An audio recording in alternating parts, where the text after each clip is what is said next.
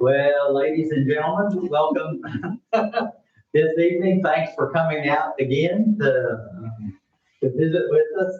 It seems interesting to me that we are talking about spring, and today felt like a summer day, right? I mean, It didn't feel like a spring day. it sure doesn't feel like spring, and it sure doesn't feel like fall either. No, it doesn't.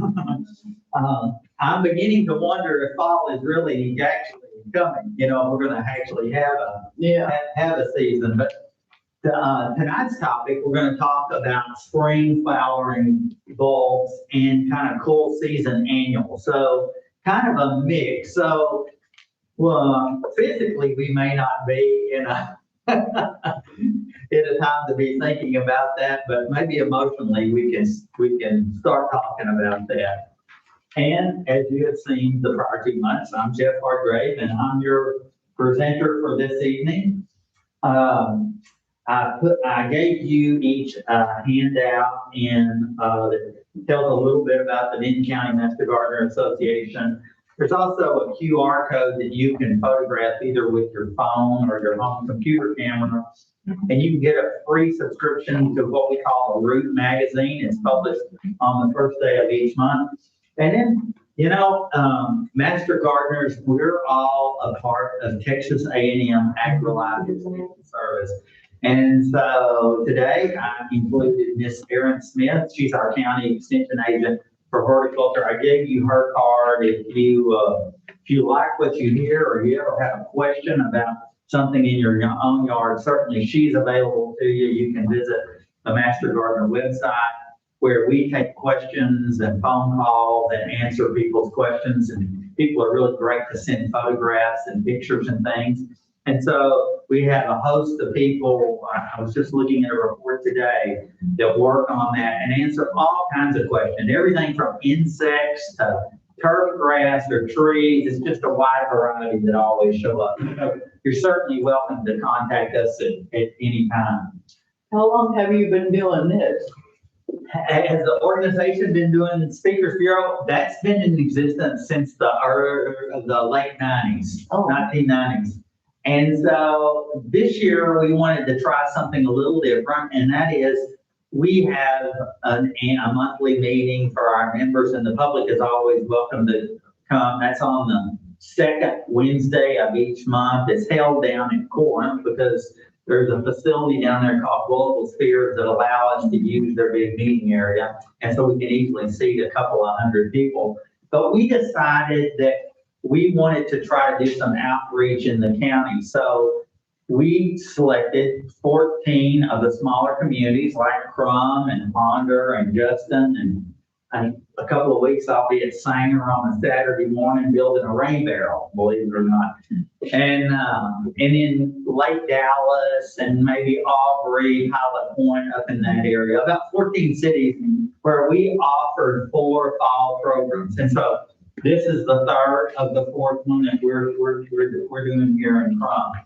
And and you again are so faithful to come back, I'll have to repeat myself here, but you know, our goal is to educate and inspire residents, you know, through research phase. That's one great thing about the A&M system that's really important is all the information that we convey to you is really rooted firmly in science. And Texas A&M is, my gosh, is known far and wide for its technical prowess.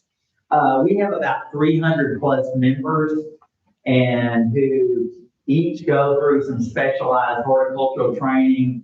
And I just looked today, in fact, for a report I was telling Gary I was working on, we have over 45,000 volunteer hours year to date through over 30 different projects. So it's really fun. You know, I'm a retired utility person. I worked in the natural gas pipeline industry for 45 years.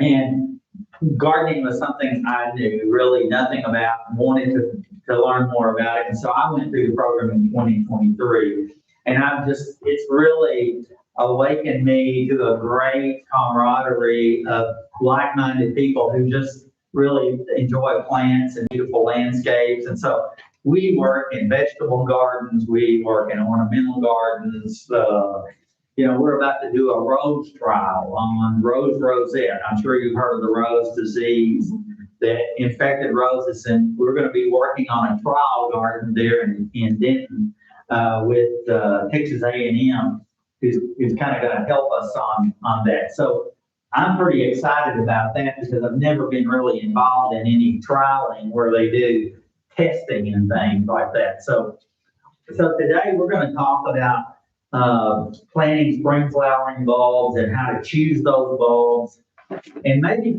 bulbs that you can plant in the fall, just in a few weeks ahead. I noticed I was at one of the big box stores on Monday, and I noticed they've already got some stock of bulbs they're bringing in. And then how to care for the blooms, some problem solving, and then how we sometimes force bulbs and how we kind of manage the climate to get them to cooperate so they'll bloom. And we'll talk a little bit about cool cities and annuals. And as I said, she has a copy of the presentation that she can email to you, so you'll have this to take with you. You don't have to worry about taking notes or something. And then we'll talk just a little bit about a couple of full season annuals that really work well for what we do. One of the things that I had great memories of as a child is my next door neighbor had these beautiful daffodils like you see in this picture. And she had this on the side of the house, and I was always amazed every spring how they came up, and I would notice that late in the year, this time of year, they would literally be just mowing over them. They weren't in an edged bed, but they were along the side of the house. And they were very faithful every spring to pop back up there and would look just really, really beautiful. And so not only are they a great investment, but bulbs are kind of mystical, and we'll talk about that in a minute, but they produce some amazing color. Irises are very popular. There's a big iris festival, I think, in Argyle that they try to hold every year. And one of the gardens that Gary and I work at together has quite a few different irises and many colors. But you get really some beautiful colors, and there's so many design options. And, it's kind of the promise of spring. So, and finally, it's a great pollen source just right at the beginning of the year. So, choosing types of bulbs, you see here we have a couple of different types, where we talk about, let's see if it's working now. Excuse me, I'm moving way ahead here. But when we talk about the bulb types, they're what's really called true bulbs, which are like tulips and daffodils and some irises. And you see a picture there kind of what the bulbs look like. And then there's corms, these crocus corms, like you would see in gladioli, freesia, crocus. And then these tubers that you also see. And then there's these irises that really, like lily of the valley, the bearded iris that's spread by rhizome. And then there's these tuberous roots. And the thing that's common to all of those is all the nutrition those plants need literally live in that plant, in that root structure. It's really amazing. And so as you see or buy bulbs, it's fascinating to me that, boy, they come with a great boost of energy, ready to be self-sufficient. And it's one of the things that make them really adaptive to the landscape. So fall bulbs, planted in fall that bloom in spring. So let's talk about some of what those are. There's certainly the daffodils, narcissus, hyacinth, allium, tulips, snowflakes, and iris. Just east of Denton, there is a large tulip farm. Have you heard about that? That's over on the... It's still Auburn, California. Yes, ma'am. That's correct. Yeah. Yeah, the time I haven't been in a couple of years, but it was an off year or something, the year that I went, and it was really impressive, and it was. In fact, a lady mentioned that to me a couple of weeks ago, but her daughter-in-law had been like the year before and said it was just fabulous. The color were just was really spectacular. The snowflakes, what is that? That's a rare flower, right? The snowflakes, that's a rare flower. That just isn't anywhere, right? That's correct, but it's fairly well adapted to our area. Oh, And I see that in the seed catalogs that you can buy those. And I had really good success. I bought some of those 4 years ago. The first year I saw virtually nothing. In the second year, they just, like somebody rang the alarm clock and they just popped up. But they're certainly very attractive. Yeah. But spring bulbs, are planted in spring and then bloom in summer. So things like dahlias, elephant ears, there are all these crazy varieties of elephant ears now. That's just all these hybrids. I mean, some of these elephant ears can be, the leaf pattern can be large as the seat of a chair. They're really, and they're very much shade loving, but most people like them because they provide great visual interest in the landscape. So if you're even far away from them, they're very attractive. They certainly catch your eye. And then gladiolus, cannas, Asiatic lily, canna lilies. I have a neighbor just down my street today, and he has a large amount of cannas on the front corner of his house. And he was really working out there. He cut some of those back, and of course they've just finished blooming for the summer. But they're really quite attractive in that stark green leaf pattern, contrasted with a bright colored flower is very eye catching and appealing. Now we should, and fair warning, cannas can be very aggressive, right? They can shoot if they like where they're at. You're going to have more of them. We have some in our church garden. Uh-huh. And had some county lilies that just did beautifully this year, Oh, yeah. Mm-hmm. And we were really surprised. I mean, that they, I was like, oh my goodness, but we've got, and there's a bleeding heart in here. Oh, wow. That's next to the canna, and the lilies are trying to come up between. Sure. Yeah.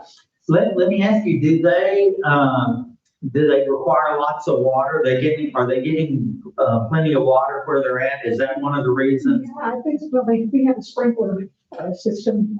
Oh, yeah. And so that's one of the keys. They do require quite a bit of water. And if they're getting water, if they're getting fed regularly, they'll give you a show. They're really good about giving you a show. well, which one is the elephant ears? All those pictures up there. Which one is It's really is this. I don't know if you can see this green one quite as well here. Oh, okay, that's Right here. Yeah. And that variegated pattern where you see the contrasting greens is really it's really quite attractive. Is that only in the springtime, not in the summer, or when? No, if it's in a shaded location, typically it'll do really well through the summer. I have a small amount of those that I planted, let's see, I want to say 8 years ago, and they come back every single year. They even came back after the winter storm Uri, which was a complete surprise to me, that it would do that. So let's talk a little bit about soil and fertilizer. As master gardeners, one of the things we really like are soil tests. We do soil tests on a lot of things. So you can test the soil. Most all of our soil are highly deficient in nitrogen, right? Which is generally the key thing we have to add. And so if you have to add an amendment, you can certainly do that. We find that compost works really well. Just even if you buy manufactured compost, you bought that at the big box store. Those are pretty Which good. one is a compost? Compost is more like organic matter, wood fibers and things. People do a lot of home composting, taking their unused vegetables and things. A couple of the gardens, one of the gardens that I spend some time at on Thursdays, actually, is over in Flower Mound, and they receive the produce from Whole Foods Market when they're disposing of that, and we add that to a compost pile with leaves and things, and we turn that compost pile weekly, and we get some really enriched soil for the garden. But compost is really, and bulbs have a great affection for bone meal, which is really, and Now, like I live over there on Sixth Street. I'm on 209 Sixth Street, so I'm right on the main street of Sixth Street. And I wanted to, I don't have a whole lot of plants, but what would you recommend if you wanted to plant some plants outside? What would you recommend? this is a full sun area. Is it pretty much Well, full? I have trees, and then I have like a patio in the front. It's like shade and sun. I just didn't know what would be the best plants. Well, last week we talked about, or last month we talked about some native plants that are really adaptive. In fact, I gave, let's say you have the website that I gave you. I think that she could share that you can look up through the Native Plant Society's database. You'd find good native and adapted plants that would, one, they'd be very tolerant to the soils and the conditions we live in, but you can even select those by color or time of year they bloom. It's a really great website that I'll have Miss Margot make a QR code that you can just scan with your phone and take you straight to them. Thank you. Yeah, I use that regularly. I mean, I'm a member of Native Plant Society, but they have built a very easy to use database that really is just fascinating. So planting fall bulbs. So you're thinking about, and this is one of the reasons I think you really needed a copy of this presentation. Yeah. Is why I wanted her to have it, because it kind of gets your mind thinking about when the appropriate season to plant those, whether it's early spring, mid-spring, or late spring. But it kind of gets you, and the other thing that I like about this chart particularly, it talks about what the mature height is. So sometimes, like we were talking about the cannas can stand up there pretty they can pretty tall, and so they can often block the view, and which is great if you're trying to screen something. It's a great, but I think that slide would be of some value. Those taller things like the tulips, the Dutch iris, there's this Allium giganteum, this big thing here up on the end, a little bit harder to see, but it's really attractive. And then we talk a lot of times, we don't talk enough about it in my view, but we don't talk really about the post-bloom care. And what I'm really talking about there is after they bloom, about taking the time to just cut those back. It really relieves stress,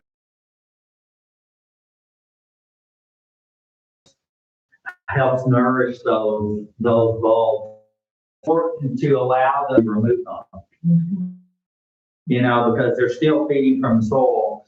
So these leaves kind of feed the nutrients back into the bulb that really prepares it for the following season. So that's one of the things. Bulbs are just fascinating to me. But if you were to pull the leaves out too early, then it really has potential damage to the bulb itself and will likely affect for the next season. And if you've had bulbs in a particular area for a year, they will grow and they will spread. So they do require some attention that you might want to get out there and thin those out, maybe but they're quite durable for transplanting. So they're very friendly to that. But you really want to dig those up in the summer, which is their dormant season, and maybe plant and put in new spots just across your landscape. There's no really need to go spend money and buy more because they're constantly growing there. When you talk about, as with any plant, I think we often, as gardeners, and even those of you, and I don't want to make too strong a distinction between those of us who are master gardeners and just people who enjoy plants, because that's a really fine line. But a lot of times we're intimidated when we start seeing problems in there, she was talking earlier about she would kill a plant if she got within 5 feet of it. Yeah, I probably would too. I probably overwater or underwater. Oh, I think that Would be in trouble. and I think that's our number one affliction that we, and sometimes, and I'm guilty of this as early as the weekend here, where I just decide, well, I'm out there doing some water, and I said, well, I'll give that little group add them a little water, and it really didn't need that. That was some Mexican feather grass. It really doesn't care much for water to begin with, and it's doing absolutely fine. But I think because it's not rained in a week or so that I need to do that. But when we think about these problem solving, sometimes it's just easy to dig up and discard a used a plant that looks bad. And one of the reasons you might want to do that is there could be some disease that could root rot or something that infects the other plants. But you're really looking, the things that we have to worry about are aphids or thrips. You can just blast those with water, wash a lot of that off. There's neem oil. I'm sure you've heard of neem oil that's available. And mechanically, and here when I'm talking about mechanically, and that's removing weeding, that's most of the weeding we do in Master Gardeners and our ornamental and vegetable gardens is just hand weeding, right? Bermuda grass is just so aggressive here to begin with. But sometimes the animals will come and dig those up. And so one of the ways we want to eliminate some of that is, I think, I love this description you put here, prevent animal thievery by cover. And they're pretty smart. They're out there when we're not. They pretty much know where things are. So thinking that, I had this brilliant idea where I was going to rake some leaves and put them over my little bed up next to where my outdoor workshop is. And I kept finding that the leaves would be moved out of the way. And I had an armadillo in there who was working pretty hard, and I felt like he needed to eat as much as I did, so I finally just surrendered. A lot of people use hardware cloth, which is kind of a wire mesh to put around there to protect from it. And you can get pretty, but I will also tell you, they're very industrious. They're sometimes when, like I say, while we're asleep, and so they're less tolerant to our behaviors, trying to keep them out. They're much more persistent than we are, I think. Well, I wasn't sure what was after some of that some years ago, and then I go to sleep on the couch at night and have, the window propped open because, Yeah. I heard all this noises out there. I thought, what in the world, I got out there the flashlight, and it was a whole family of armadillos. Oh, no. Oh, my goodness. Oh, no. You said, yeah. Oh, wow. There's a whole family of them. Oh, my goodness. How many was out there? I don't remember exactly, but there was a family of them out there, and I thought, oh my. And they're willing to work. Yeah. They are willing to work. And I'll tell you, if you've got any kind of like grub worms or something, I think they like grubs pretty well. They'll come and they can make a pretty good mess, and especially if you're fixed. So that's the grub worms can do a lot of damage to your turf. But I'll tell you what, you want to keep them in check just to keep the critters from coming in there and digging up your yard and doing that. And I know moles are bad about that too. Moles really enjoy those little grubs. They're big and juicy. And so a lot of times we talk about the need to force bulbs indoors. And it's really nice to have that. I have a friend who next door to me, and she has her bulbs inside on a windowsill, and they're beautiful all winter long. But you know, she has to, she's really good about fertilizing those. She loves to add some sand here, and I added her comment here. I found that in some of the research from Texas A&M, that sand in that potting mix will help them drain much better. And they seem to be much more tolerant when they drain well. You can plant these really close together, and they can make a really attractive or appealing when you have multiple types of bulbs. Like you know, here the example that I was reading about was where you could put hyacinths and tulips and daffodils in there and crocuses, you know, and mixing those types not only provide you an array of textures, but they give you additional color in there as well. So there are amazing quantity of daffodils. The daffodils that I was referring to in my neighbor were essentially these Caffernel, I think is what those were called. They were yellow, and they were just almost always would see those just right before the end of February. I'd be watching them. They were right outside my bedroom window, so they were about 25 feet away. But I love the fact that when they come along, you know that spring's not far behind, you know, but a lot of people find it really hard to think about planting bulbs this time of year. And I think it's because we've come off of a pretty brutal summer. We're still having, today, I think the high was 92 in the Metroplex. I mean, still having some very, very warm days. These hyacinths are very popular. And, you know, one of the things my neighbor really loves about those is she likes the fact that those blooms are tall. She likes the fact that they're reasonably tall, so they stand out. You can see them really nice from the street. And I think the colors too are just really vibrant. Yeah, the grape ones can be really aggressive. Oh, they can. They just. They can. They will. In fact, they will take over if you're not monitoring them. Yeah. Another one are these are tulip bulbs.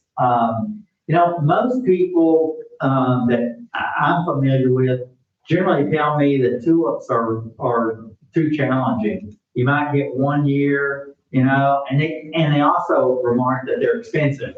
And so I know that as gardeners, you know, I'm kind of a perennial kind of person, right? I want something that'll kind of come back.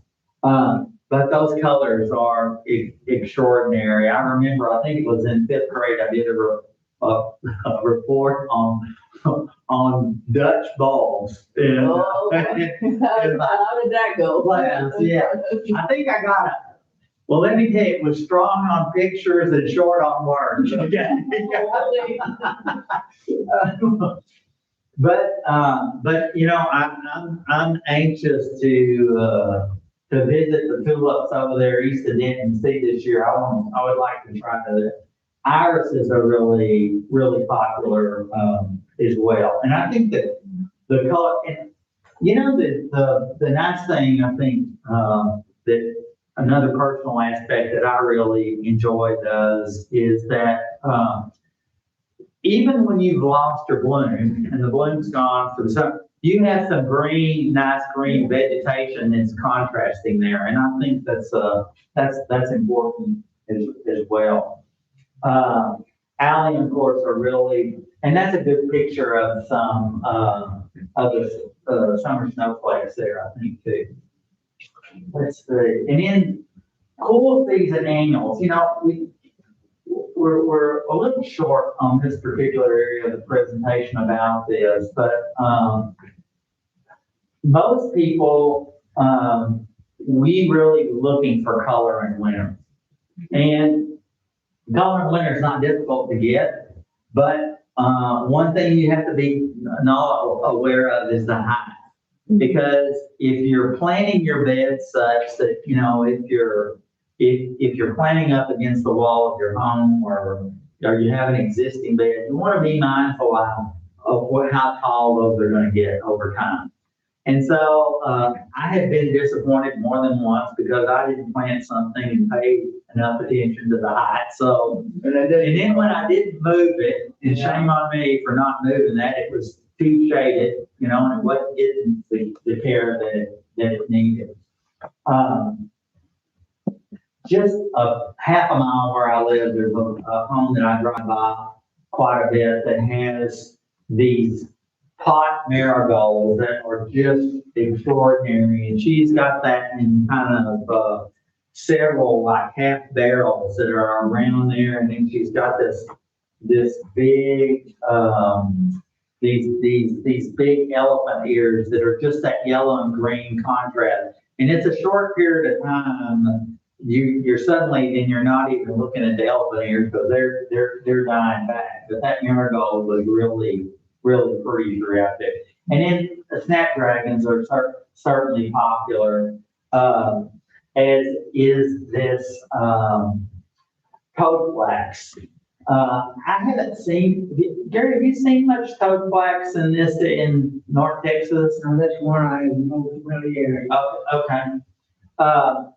But one of the things I like about that was interesting to me is that just that contrast of the white and yellow colors. It's one of the things there that is really beautiful. And then, there's this Dianthus chinesis, the China pinks that are really pretty. I think the polyanthus is also pretty. And then this garden that Gary and I work at quite a bit, generally in the winter, we'll plant pansies for the residents. We'll buy several flats of pansies and plant those. And they're very durable. Yeah, they're the most reliable source of color. Yeah, winter color. I really think so. And they come back even if they freeze. they will. They will. They're very, very hardy. You can have a freeze and they'll come, you think, oh, well, they're done for, and then they come back. Oh, yeah, I was really surprised. I had some during Winter Storm Uri, and of course, at that time I was still working, and I was so surprised because they were under all this snow and ice. And then literally a week after the thaw, they were just bustling up, and like they just got stronger as a result of that. Ornamental cabbage is certainly very attractive. I'm less of a kale person, but giant mustard is certainly beautiful. These lettuces are gorgeous as well. But I will tell you, I had some pictures on my phone. We had some Swiss chard at this First Baptist Church community garden in Flower Mound. That just the last 3 weeks, that has just been extraordinary, beautiful. I mean, it's just really, really attractive. And I'm not a big chard eater now. Just, I don't think they make enough ranch dressing for me to saturate it. Oh, really, hello, right? But I'm trying. I am still trying. And I put this component in here about natives because I wanted to talk about that. Because I probably should change the slide up a little bit, but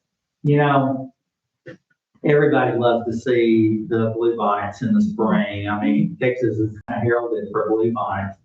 And they said, well, why would you put that as a cool season annual? Well, the reason I put it in there is because that's really when they're reseeding and you're supposed to seed them to get them ready, and I find more and more that those are, the seeds are readily available. There's all kind of varieties, and goodness, Texas A&M's got a cultured version of that is supposed to be maroon or rival the bluebonnet. But we're seeing that more and more of those seeds are available that you can find those. The place down in Fredericksburg that has, you can order from them all kinds of. Oh yeah, year round. They're really, really And I think it's Native American Seed that will do, has a wildflower mix that if you wanted to buy just, Yeah.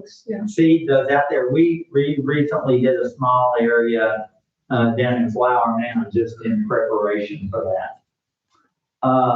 And then so where did I learn about these things? And this will be in your handout so you can look at these website addresses, but there's some really amazing resources out there about bulbs. And I think, the best way kind of for me to sum this up, I think is this, is that sometimes I think we're just so tired of summer and we're tired of working in the yard. It's been hot and miserable. And bulbs really offer you a great chance to do a little something for winter that smooths in and settles in on you and give you a little something in spring to look forward to. So literally, that's all I have. But thank you for your attention. Appreciate you coming out again tonight. Look forward to seeing you again next month. You have any advice on the best way to divide irises? That's really quite easy. Yeah. It's really best, in my view, if you expose the top of the bulb itself, so you can make nice, clean, sharp cuts. They seem to be much more durable. Now, you asked the question, that just reminded me, and we're sitting here, you asked the question about what you might put in your yard, and it dawns on me, I think, if you'll give me a second, Okay, I may have something on the native plants for fall color. She's gonna print this out for you. okay, yeah, because I live on Sixth Street, and I live on my mom's old house. Yeah, My dad passed away, and it was their house from originally, and I'm trying to get some plants that I could put out, like maybe on the patio, oh, yeah. and then the trees or somewhere where I can have them like all year round, or maybe for a little while anyway, to kind of decorate it. Yeah. So I was gonna see if I could get access to her library. Let's see if we have to, she's gonna, look at there. She's giving you, but she's gonna. She's on top of it. She is on top of it, I'm telling you. You on your team. Oh, thank you so much. So, Now you're gonna tell me how to work this. I'm Just turn gonna, on your camera and look at it. I don't have a camera. On your phone? On your phone. Oh, yeah, I have a phone. Oh, okay, yeah. yeah, so have you ever used the QR code? Mm-mm. Okay. That's why You wanna pull out your phone for me, Miss? okay. Let her, you're gonna learn something here that will stay with you the rest of your life. Oh,